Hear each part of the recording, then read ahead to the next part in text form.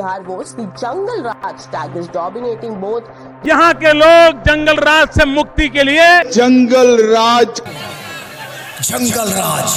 एक समय बिहार में ऐसा भी था जब 5 बजे के बाद कोई महिला घर से बाहर नहीं जा सकती थी।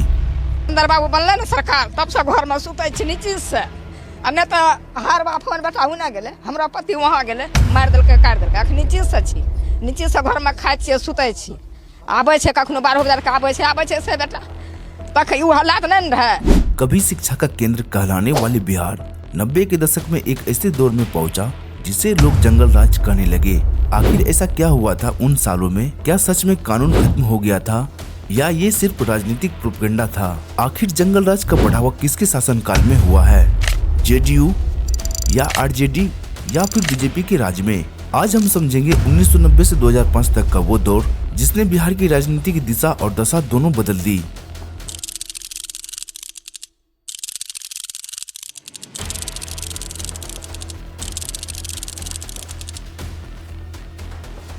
साल था 1990।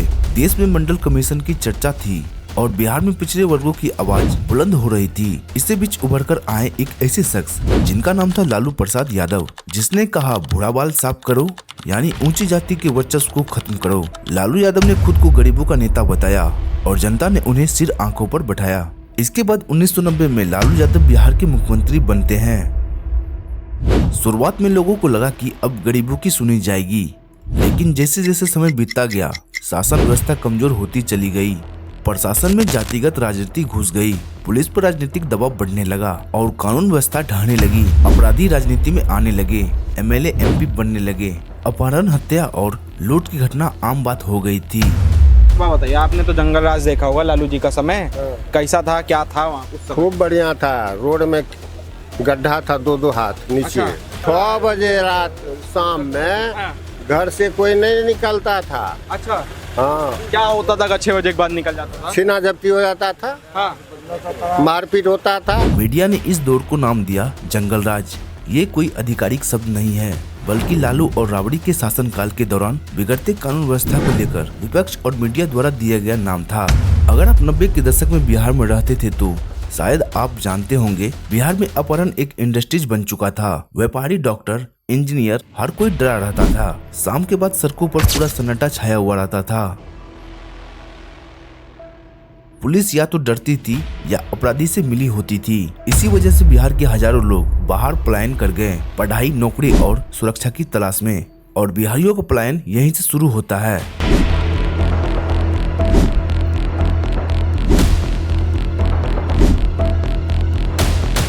इसके बाद साल आता है 1997। इस साल लालू यादव पर चारा घोटाला का आरोप लगता है। ये घोटाला 950 करोड़ का था। स्वतंत्र भारत के इतिहास में हुए सबसे बड़े भ्रष्टाचार घोटालों में से एक था। ये घोटाला 1990 से 1996 के बीच हुआ था, जिस कारण लालू यादव को जेल जाना पड़ता है। Well, news just coming in. It seems that RJD chief Lalu Yadav has been arrested and then. इसके बाद राबड़ी देवी को 25 जुलाई 1997 को बिहार का मुख्यमंत्री बना दिया जाता है। राबड़ी देवी को मुख्यमंत्री बनने के बाद भी प्रशासन की हालत सुधरती नहीं है और बिहार देश का सबसे गरीब राज्य बना रहा। ना बिजली, ना सड़क और ना ही कोई नौकरी। बिहारी सिर्फ पलायन करता रहा अपने राज्य को छोड़कर। हालांकि इस दौर के कुछ सकारात्मक पहलू भी थे। पहली बार पिछड़े, दलित और अल्पसंख्यक वर्गों ने सत्ता का स्वाद चखा था। आरजेडी के शासनकाल में 1990 से 2005 तक कई घोटाले हुए, जिसमें चारा घोटाला, नौकरी के बदले जमीन, शिक्षक नियुक्ति, घूस लेकर, सड़क, राशन और पुलिस भर्ती घोटाला हुआ था। That the CBI has charge sheeted, well, RJD chief Lalu Prasad Yadav, who's of course currently out on bail in a land for job scam and has kept the doors open. चारा घोटाला मामले में कल लालू प्रसाद यादव पर फैसला आना है। सवाल ये, क्या होगा लालू का? सीबीआई की विशेष अदालत ने नौकरी और जमीन मामले में पूर्व रेल मंत्री और आरजेडी नेता लालू यादव और उनकी पत्नी राबड़ी देवी समेत 14 आरोपियों को कोर्ट ने आज तलब किया है। 1990 से 2005 के बीच बिहार में कई इंडस्ट्रीज बंद हुए हैं, जिनका कारण था भ्रष्टाचार और रंगदारी। इसके बाद साल आता है 2005। इस साल बिहार में विधानसभा चुनाव होता है। जेडीयू और बीजेपी मिलकर सरकार बनाती है। मैं नीतीश कुमार सत्यनिष्ठा से प्रतिज्ञान करता हूं कि मैं विधि द्वारा स्थापित इस चुनाव से नीतीश कुमार की एंट्री ने बिहार की कहानी बदल दी। लालू राबड़ी शासन को जनता ने बाहर किया और कहा हमें सुशासन चाहिए। नीतीश ने अपराधियों पर कार्रवाई की, सड़कों और स्कूलों पर ध्यान दिया, महिला शिक्षा के लिए साइकिल योजना शुरू की और यहीं से शुरू हुआ जंगल राज से सुशासन राज का नारा।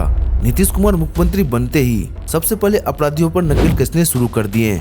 इस सरकार का मुख्य मुद्दा था भ्रष्टाचार, अपराध, सड़क, बिजली और शिक्षा। नीतीश ने शासन संभालते ही कानून व्यवस्था पर जोर दिया, अपराधियों पर सख्त कार्रवाई हुई, फास्ट ट्रैक कोर्ट शुरू किए, सड़कें और पुल बनवाए, बिजली की हालत सुधरने लगी, सरकारी स्कूलों में साइकिल और यूनिफॉर्म योजना शुरू हुई जिस वजह से बच्चे स्कूल आने लगे, ग्रामीण सड़कों का विस्तार, बिजली पानी की पहुंच, महिलाओं को पंचायत चुनाव में 50% आरक्षण। इसी वजह से लोग नीतीश कुमार को सुशासन बाबू कहने लगे। नीतीश कुमार को जिस हालत में बिहार मिला था ना, गढ़ा में मिला था, गढ़ा में जिसपे कोई बिल्डिंग नहीं बना सकता है। पहले उसको आप जैसे एक जमीन खरीदिए, कोई समतल जमीन खरीदिए, कोई गड्ढा में क्या खरीदिए, समतल वाला तुरंत बिल्डिंग बना देगा। तो उत्तर प्रदेश एक समतल जमीन थी, फटाफट काम होने लगा।